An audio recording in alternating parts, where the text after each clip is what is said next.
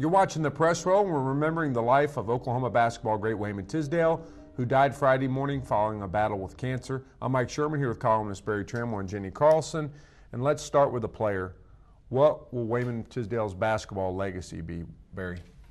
Well, I mean, basketball-wise in Oklahoma, he's the guy that sort of jump-started the Sooner Renaissance. Billy Tubbs came and had some early success, went to the NIT, but then Wayman comes in the fall of 1982, and all of a sudden Oklahoma basketball was a hot ticket, and Oklahoma basketball was a big seller, and Oklahoma basketball won big and scored big.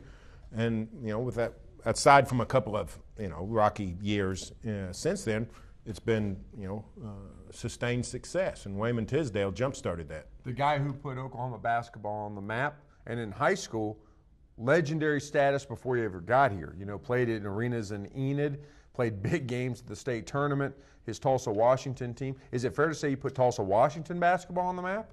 Oh, I don't know about that. I mean, Booker T's had great athletes for decades, but it certainly was as prime of a era as they've ever had. Just great players and big games. The funny thing about Wayman is after he signed with OU, but before he got to OU, this sort of theory about him was, he's a great leaper, great rebounder, shot blocker supreme, and the offense will develop.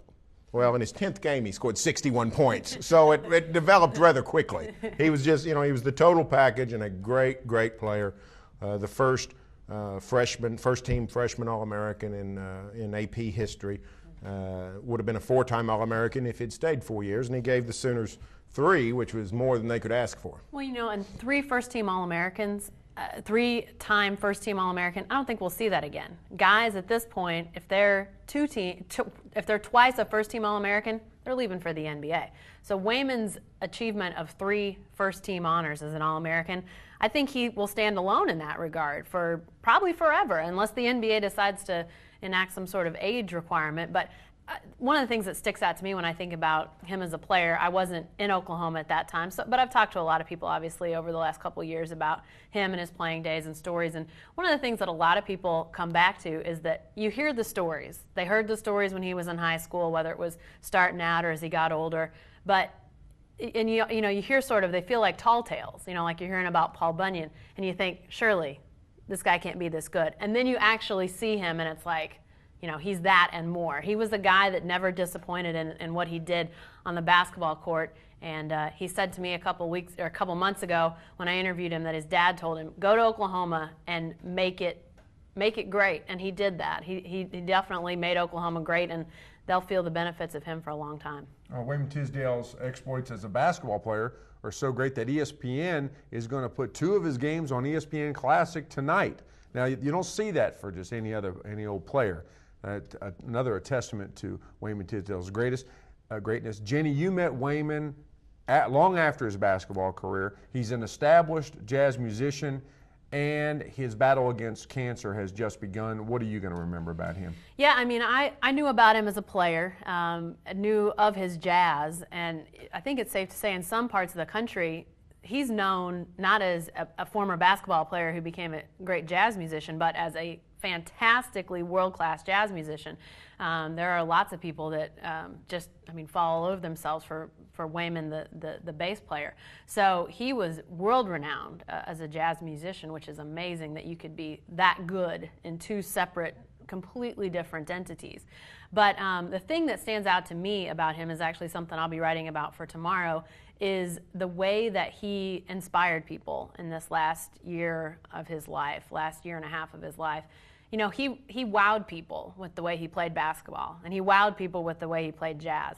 But he really inspired people with the way he fought this cancer. I mean, to have his leg amputated and then still to want to do for others and offer encouraging words to others. I mean, he just really was an inspiration to a lot of people, and I think that will be a legacy that will follow him for years to come. And guys, the constant through the life and times of Wayman Tisdale was, of course, the smile, the charisma. Give me an idea where this person ranks as far as, as far as that charisma among Oklahoma sports figures or figures in the state in general. Well, I think he's probably at the top. Several reasons. One, basketball is a more personal sport than anything else we play or view. Everybody's out there in virtually their underwear. You can see up close their faces. They're not wearing helmets or caps. I mean, whatever they do, you can see. So you felt like you got to see, even back in the 80s, not every game was on television, but a bunch of games were. So everybody in Oklahoma got to see a bunch of Wayman Tisdale, and you felt like you knew the guy. I did a couple months ago, we did the Get Well Wayman project that ran in one of the Monday papers and asked people to basically pass along their well wishes to Wayman as he was going through his recovery and all those sorts of things.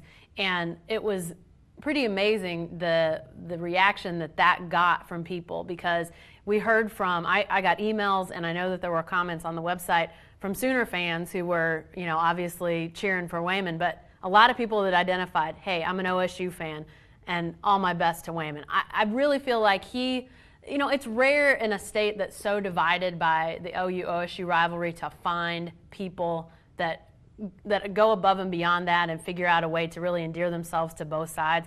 And I think Wayman was that guy. I mean, those were heated basketball battles, and yet I think OSU fans and OU fans alike watched him and felt drawn to him. I just don't think you could really see him out there, maybe get to know him a little bit without really being drawn to him. He just had that magnetism about him. Thank you, guys. For more on the life and times of Wayman Tisdale, be sure to stay with News OK every day and every morning in the Oklahoman.